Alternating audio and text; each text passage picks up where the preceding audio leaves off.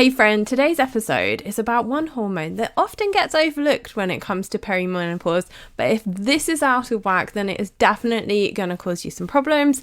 I'm going to tell you what it is and some tactical things that you can do about it. Okay, go grab that pen and paper and that cup of tea and let's dive in.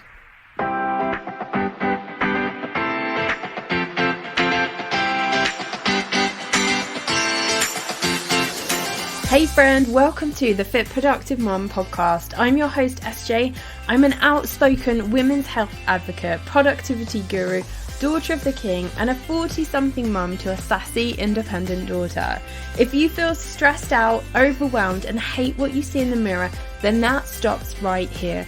I'm here to arm you with the knowledge you need to better understand your mind and body so that you can live a life free of diets, fitness fads, and comparison. If you're ready to commit to making yourself a priority, to reconnect with your body and be a present, productive parent, then this is the podcast for you. Grab that superfood smoothie and let's dig in.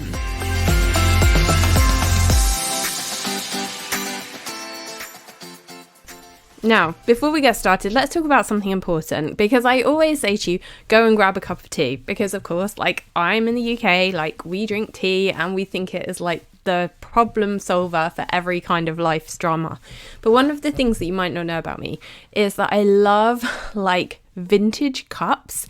I love going around second-hand stores, charity shops, we call them here in the UK, and I love getting old-fashioned cups and just having none of my cups match, and I love that. I love the history, and I love the idea that they've been in somebody else's kitchen while they were sitting down and having a cup of tea and chatting. I just love that. And you might be somebody who's oh my god, that totally grosses me out, but I just thought I would share that with you because I'm very excited. I have gone into my kitchen over the past few days and got rid of all my old mugs that were chipped and a bit tatty looking.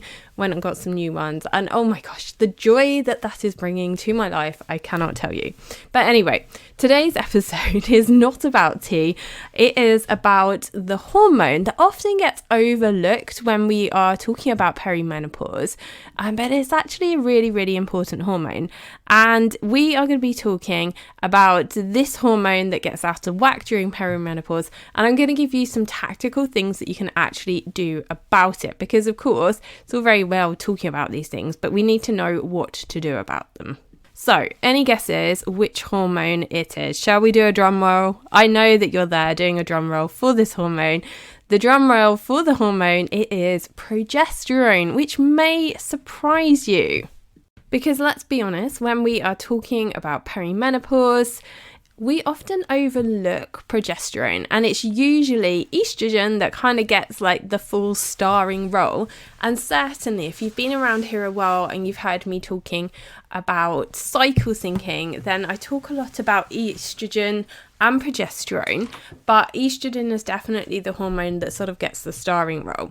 But today we're talking about progesterone. If you're not familiar with what it is, it's a hormone that does play a really crucial role in your reproductive system.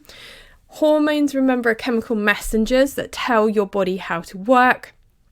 In women or people who are assigned female at birth, progesterone supports menstruation and helps maintain the early stages of pregnancy.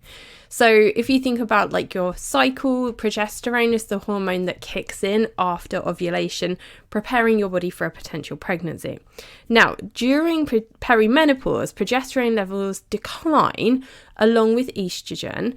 But actually what happens in the early stages of perimenopause is it's the progesterone that drops first, and your progesterone levels may actually suddenly plummet, and your estrogen levels can remain high, and that causes this real unbalance, and it's a really unbalanced ratio between estrogen and progesterone that can actually cause a lot of the trouble and the problems that you may experience in the first stages of perimenopause. So low progesterone, if you kind of imagine estrogen and progesterone kind of balance each other out on a set of scales. Now, if progesterone is low, it's going to lead to this big sort of imbalance, and this is known as estrogen dominance. and estrogen dominance, which is a term you've probably heard spoken about maybe in social media, that can lead to a lot of symptoms ranging from, of course, weight gain. That is one of the real symptoms that many women, myself included, can experience, in addition to things like adult acne and any mood related symptoms that you might experience. And I can certainly resonate with some of those. And as I said before, it's usually estrogen that gets the starring role when we're talking about perimenopause and menopause symptoms and any other hormonal issues. But it's often progesterone that's driving the bus on why you're experiencing these symptoms. So have a think about it. Is your progesterone ratio perhaps too low? And is there a state of imbalance in your body? So here are some signs of low progesterone and low progesterone in perimenopause. And these things include heavy or irregular periods. Now, if you are somebody who perhaps hasn't been taking contraception and you know your periods really well, particularly if you've been listening to me for a while, I'm always saying to you, make sure you're tracking, make sure you are keeping a log of your periods and your cycle and everything that's going on. And for me personally, this was one of the things that was a massive indicator that I knew that something was off, because whilst my period had not changed in terms of when it showed up, the heaviness of it was very different. And from month to month now, it can really, really change. Some months it can be really heavy and other months it can barely be there. It's still regular in terms of the date that it shows up, but the heaviness, the actual bleeding, if you like, is really different. So that can be a common sign of low progesterone. Weight gain, hello, yes. That's probably one of the reasons why you're here listening to this podcast. I know so many of you, like I have struggled with the perimenopause, menopause weight gain. It's one of those things that often makes us understand the connection between why we're suddenly putting on weight when we haven't changed anything in our diet, we've kept everything similar, but for some reason it's someone's turned a switch in our body and our metabolism has just gone, no, I'm done, that's it, end of. And that was what happened to me, and that's why I'm here on this podcast talking to you. Because I know that you're really likely to have maybe searched something around menopause, weight gain, menopause weight loss, that sort of thing. And weight gain is a real indicator that perhaps you might be struggling with low progesterone. Another symptom of low progesterone is anxiety, depression, irritability, and insomnia. Because if you think about progesterone, this is the hormone that is there to support your body in the early stages of pregnancy. So progesterone is a calming hormone. It's like if estrogen is your crazy friend that's always on the go, progesterone is your friend who's very calming and telling you to sit back and take a bit of a chill pill. But if you're struggling with anxiety, depression, irritability, you can't go to sleep, then the chances are that your progesterone levels are actually low, because it's the progesterone that helps you with, things like calming down and going to sleep. Another sign that you might be struggling with low progesterone is adult acne, headaches, and then also low libido, not actually wanting to be intimate with your partner. So if any of those are ringing a bell, of course, this podcast is not designed to replace the advice of your medical doctor. Go and seek their advice. Go and get some blood work done. Go and do some digging into what's going on with your body. But if any of these are starting to sort of ring a bit of a bell, then definitely you might want to investigate and try some of the things that I'm going to suggest at the end of this podcast. Now, before I move on to those sort of tactical strategies, I just want to go back to a couple of weeks ago when we were talking about stress and how stress can cause weight gain. Now, stress is not helpful for our body in any way, shape or form, and stress can actually steal progesterone too. Now, progesterone, it's quite interesting, is one of several building blocks that is used by your body to make other hormones. And I didn't know this until I went down the rabbit hole and did all the reading around this for you. A small amount of progesterone is made in the adrenal glands and is converted into cortisol, which is the body's main stress hormone. And we were talking in previous episodes about cortisol, how it can cause you to gain weight. So chronic stress causes the body to use cortisol at a much faster rate. And as a result, the cortisol pathway is prioritized by your body, and your body begins like looking and channeling more what is called pregnenolone, which is like the precursor hormone to progesterone, and it uses that for direct use in the production of cortisol, which means there is less progesterone available for other purposes. And if you are moving into perimenopause and you are stressed and your body already has a lower level of progesterone and your body's trying to take the progesterone that you have and use it to be able to produce cortisol, then you're going to really, really struggle. And that's why stress is not our friend in this whole process, which is a real catch, like a real evil cycle, isn't it? Because being stressed impacts your body. Having those impacts on your body can cause you to be stressed. So this is why when I am talking about hormone balancing, perimenopause, menopause, yes, I'm talking about fitness. Yes, I'm going to talk about nutrition, but I'm also going to be talking about stress and how stress impacts your body, because it really is a key element to consider if you are in perimenopause and menopause, and if you are looking to improve the balance of your hormones, if you're looking to lose weight, if you're looking to get healthier and fitter. You need to be thinking about stress and the impact that it's having. So less progesterone is available if you are stressed, and that's going to have an impact on your menstrual cycle, of course. And if you are perimenopause and menopausal and those hormones are already low, then that can increase that imbalance between progesterone and estrogen. This is often referred to as the pregnenolone steal. Okay, so there's the science. That's what's going on. Again, if you're thinking, right, some of this is ringing a bell for me, perhaps I am struggling with some of these things. I'm also stressed as well. Definitely want to be thinking about some ways that we can address this and some things that you can do yourself really easily at home to try and support your body and to help balance your hormones. But if you're really concerned about this, you should absolutely go and have a chat with your doctor, get some blood work done and see if they can support you. Now, let's talk about 4 ways that you can improve your progesterone levels yourself. First of all, one of them is around your nutrition.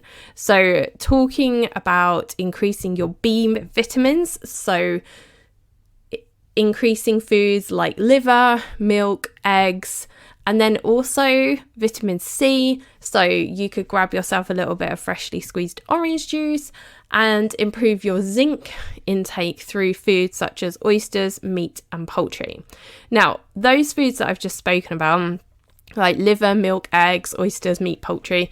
Like, of course, if you're a veggie or you're vegan, you don't eat those things. And this is where it is worth you considering like taking some kind of supplement to get these vitamins and to make sure that your body is getting enough of them. Because, you know, whether you agree with eating meat or whether you don't, the quantity of vegetables that you have to eat to achieve the same quantity of nutrients, what I'm trying to say is you have to eat less liver, milk, eggs, meat, poultry to get the nutrients that you need, compared to being able to, you're going to have to eat more vegetables to get the same amount of nutrients. So it's definitely worth thinking about supplementing, and there are some of those B vitamins that you can't actually get, so definitely go and look into some supplements.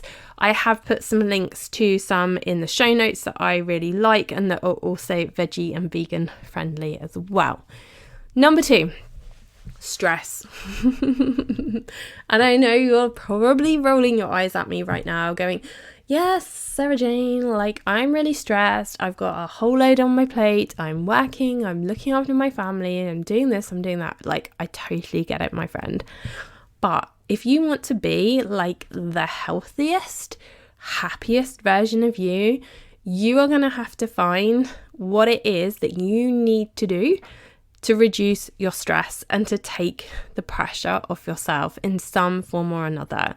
So I really challenge you to go back to episode 297, which is like only a couple of episodes before this one. And I really dig into stress, how it impacts your weight. And I really challenge you to think about what is causing you the most stress. Are you like sleeping enough? What do you need to take off your plate to make yourself feel better? And, you know, this is not the podcast episode where we're going to dig into mum guilt and all of that kind of stuff. But remember, like, you're one person.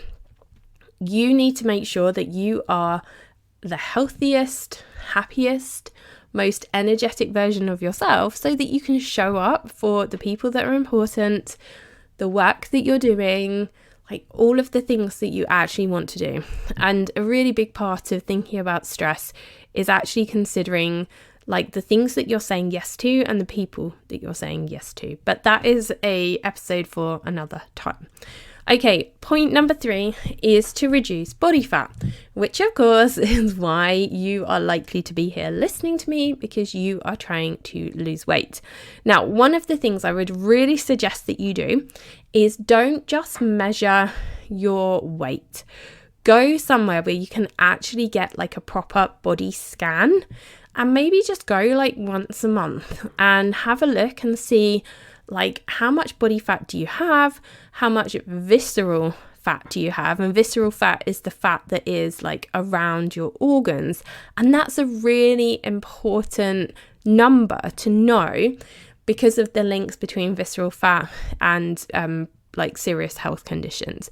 So don't just focus on the number on the scale, because that really doesn't kind of give you an idea of what's going on inside your body. Try and get one of those proper body scans where you stand on like a metal plate and you hold like those hand things, or you hold onto a bar, and it does like it sort of passes a small electrical current through your body, and it measures like your bone density, your body fat, your muscle mass, that kind of thing. And whenever I go, so I have one in a gym that I go to.